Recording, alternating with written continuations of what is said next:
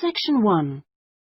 You will hear a woman calling a local museum about children's art and craft workshops. First, you have some time to look at questions 1 to 5.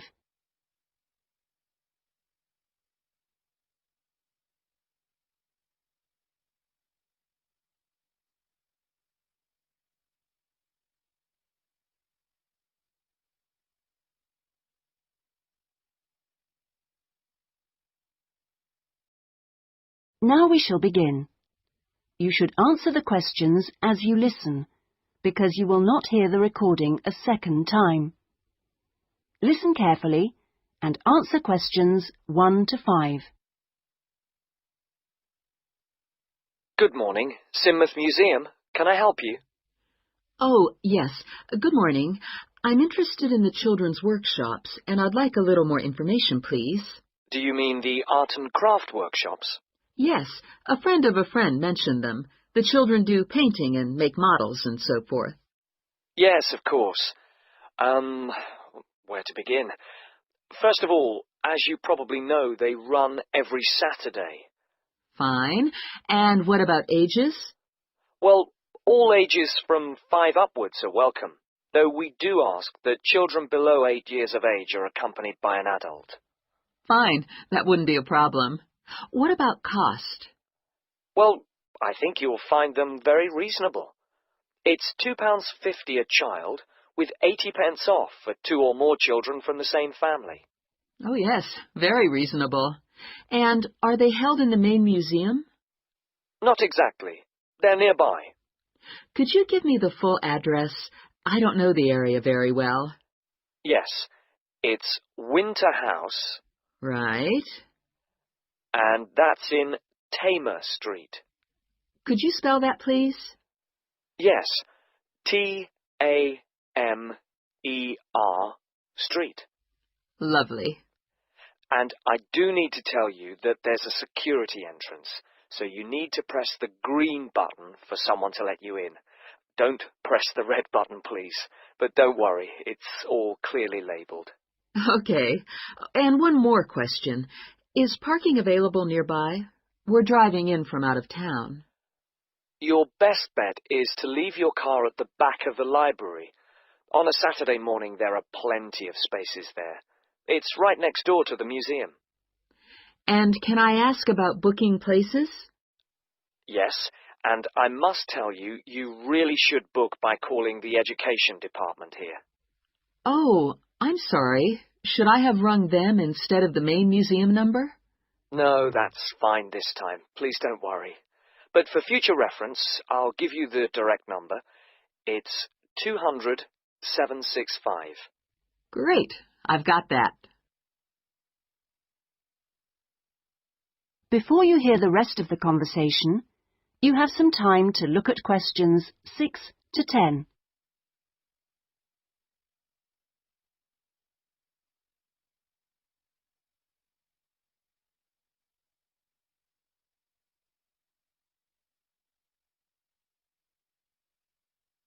Now listen and answer questions 6 to 10.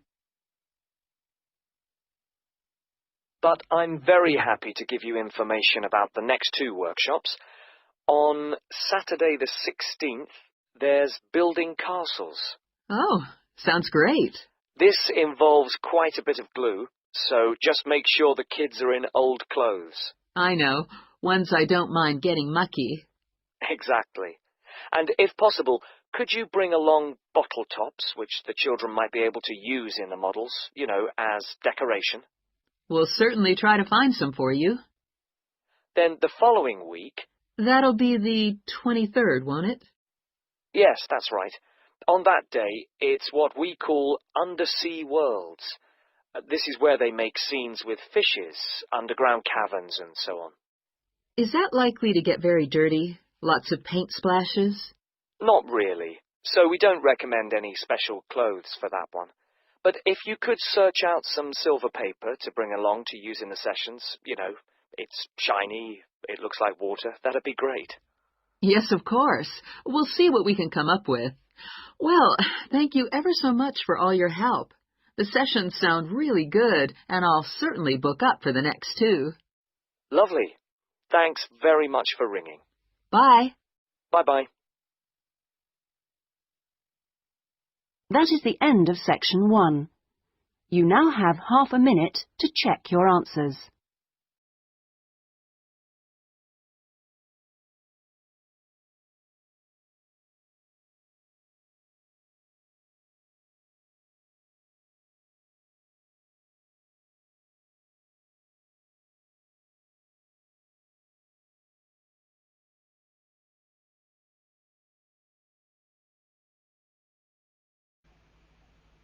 Now turn to section 2.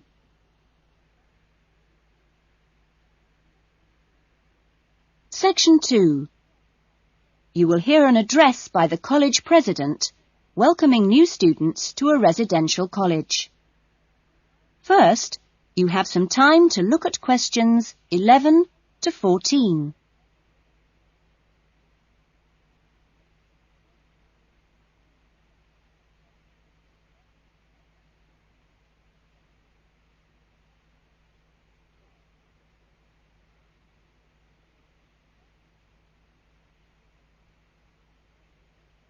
Now listen carefully to the first part of the talk and answer questions 11 to 14. Well, good morning, everyone. It's good to see you all here. Welcome to Smith House. Smith House, as you may or may not know, is one of the oldest residential colleges of the university.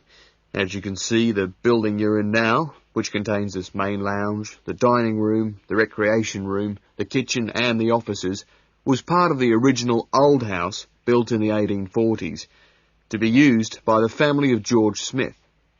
That's, of course, how the house and college got their names. The original house was converted into a residential college for the university in 1940, and since then has continued to be added on to and modernised. You'll notice when you receive your room allocation in a few minutes that your room number either begins with the letter N, S or W, like this one here. The first letter refers to the 3 wings of the college, which come away from this main building. Of course, the letters represent the 3 directions, in this case, north, south and west. Each wing has 2 floors, and so the next number you see is either 1 or in this case 2, and this indicates which floor your room is on. The number after that is your individual room number. So it's quite simple to find any room by going to the right wing, then floor, and then room number. Before you hear the rest of the talk, you have some time to look at questions 15 to 20.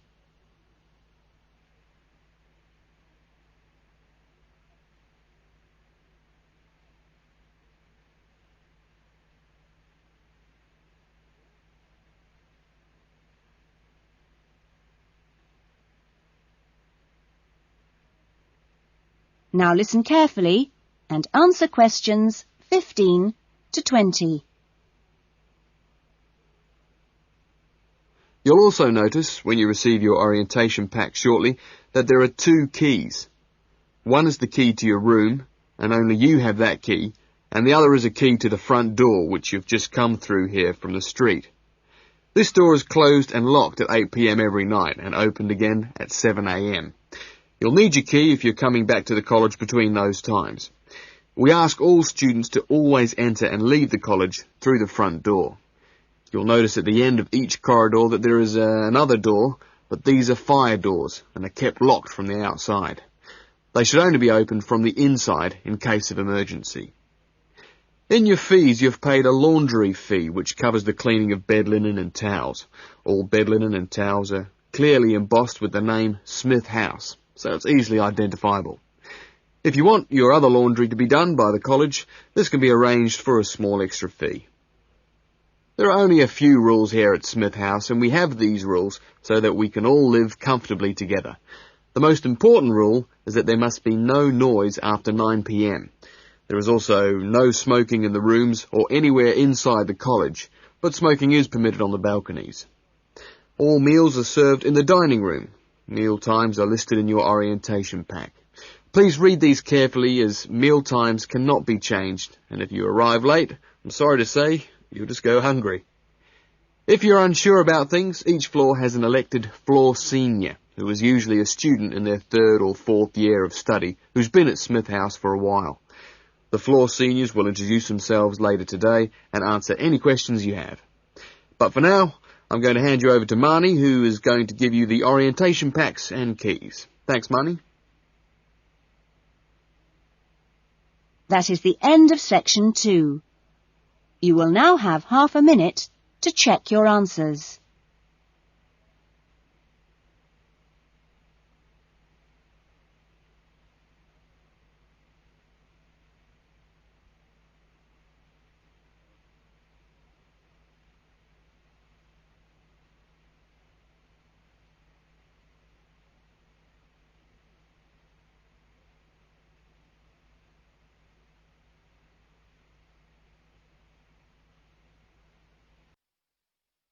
Section 3. You will hear a discussion between a tutor and an education student called Sandy about the student's dissertation.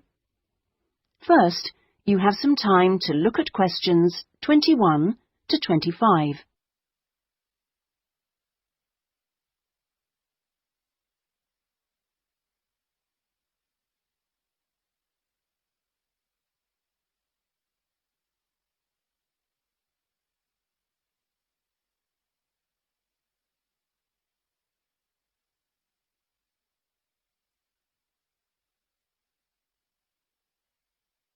Now listen carefully and answer questions 21 to 25.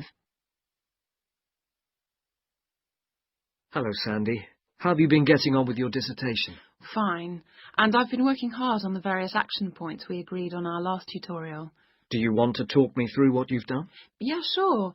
Well, we agreed on 3 main targets for me to aim for. The first one was to find out about suitable data analysis software. Yes. And what I decided to do was to look through catalogues specialising in IT. That's a good idea. What did you come up with?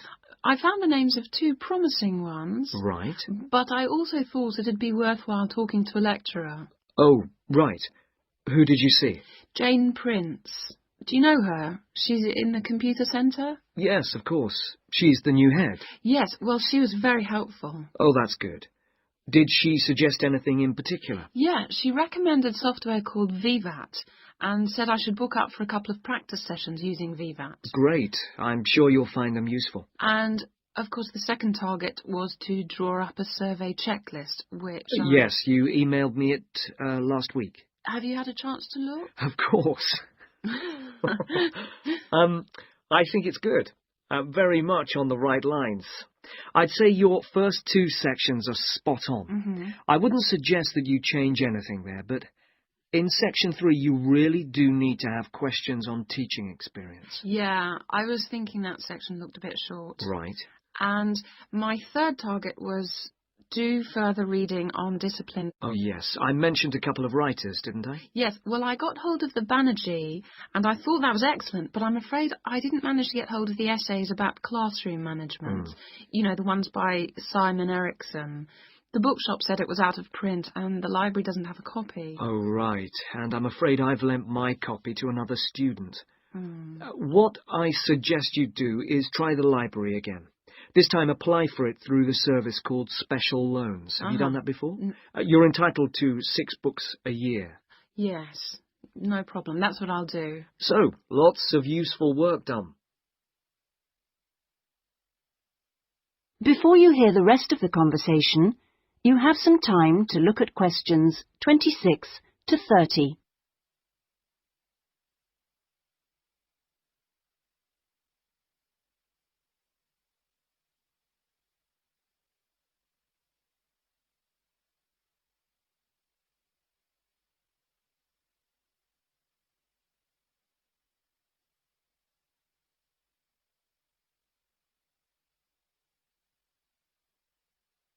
Now listen and answer questions 26 to 30.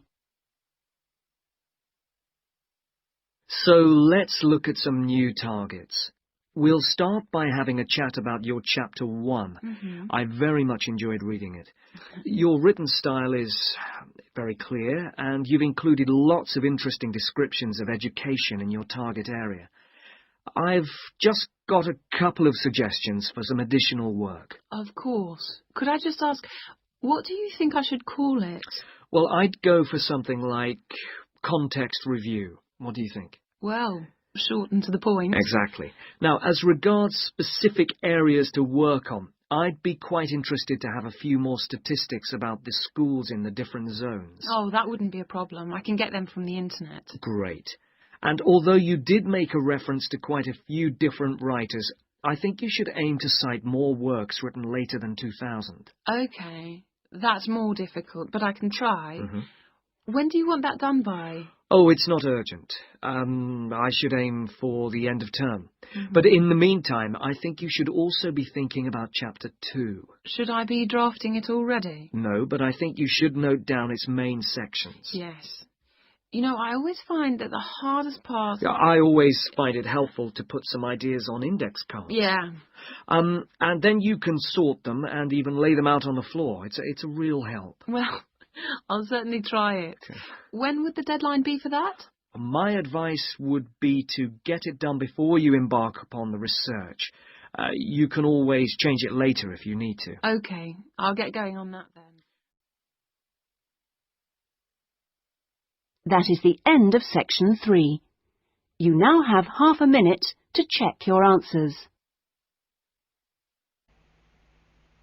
Section 4. You will hear a lecturer talking to a group of students at the beginning of a course in rural development.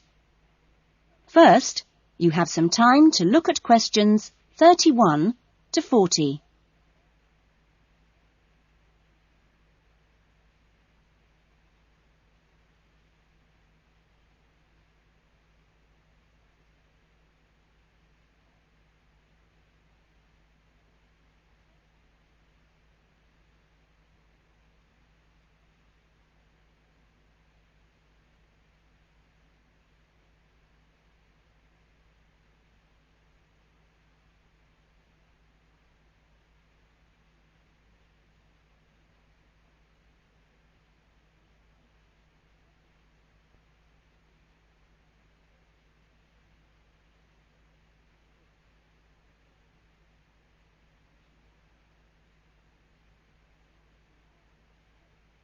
Now listen carefully to the talk and answer questions 31 to 40. I hope that this first session, which I've called an Introduction to British Agriculture, will provide a helpful background to the farm visits you'll be doing next week. I think I should start by emphasising that agriculture still accounts for a very important part of this country's economy. We are used to hearing the UK's society and economy described as being industrial or even post-industrial. But we mustn't let this blind us to the fact that agriculture and its supporting industries still account for around 20% of our gross national product. This figure is especially impressive, I think, when you bear in mind how very small a percentage of the UK workforce is employed in agriculture. This is not a recent development. You'd have to go back to 1750 or so to find a majority of the workforce in this country working in agriculture. By the middle of the next century, in 1850 that is, it had fallen sharply to 10%, and then to 3% by the middle of the 20th century. And now, just 2% of the workforce contribute 20% of GNP. How is this efficiency achieved? Well, my own view is that it owes a great deal to a history over the last 50 or 60 years of intelligent support by the state, mainly taking the form of helping farmers to plan ahead. Then the two other factors I should mention, both very important, are the high level of training amongst the agricultural workforce. And secondly, the recognition by farmers of the value of investing in technology.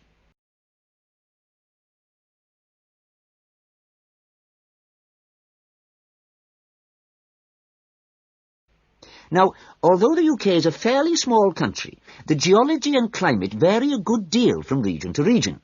For our purposes today, we can divide the country broadly into three. I've marked them on the map here. The region you'll get to know best, of course, is the north, where we are at present.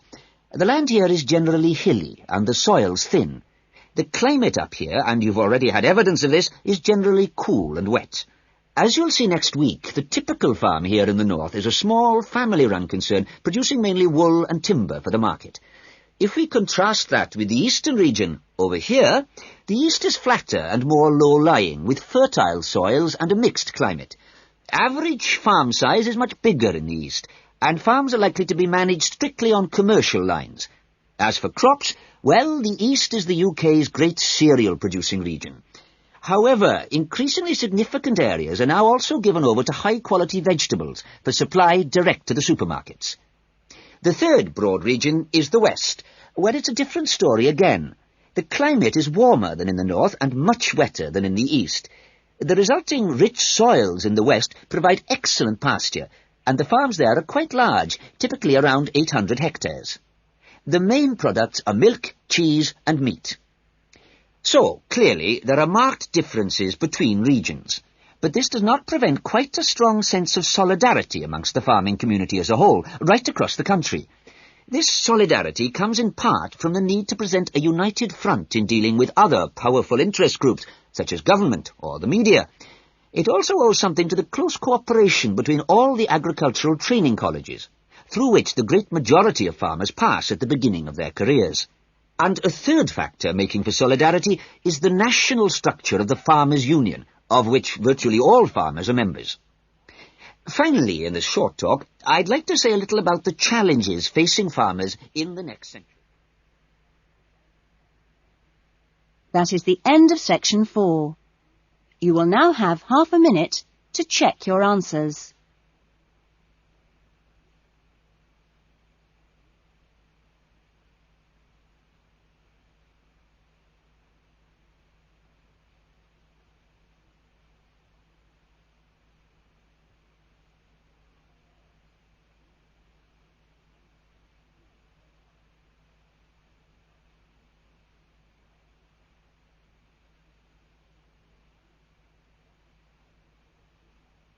That is the end of the listening test.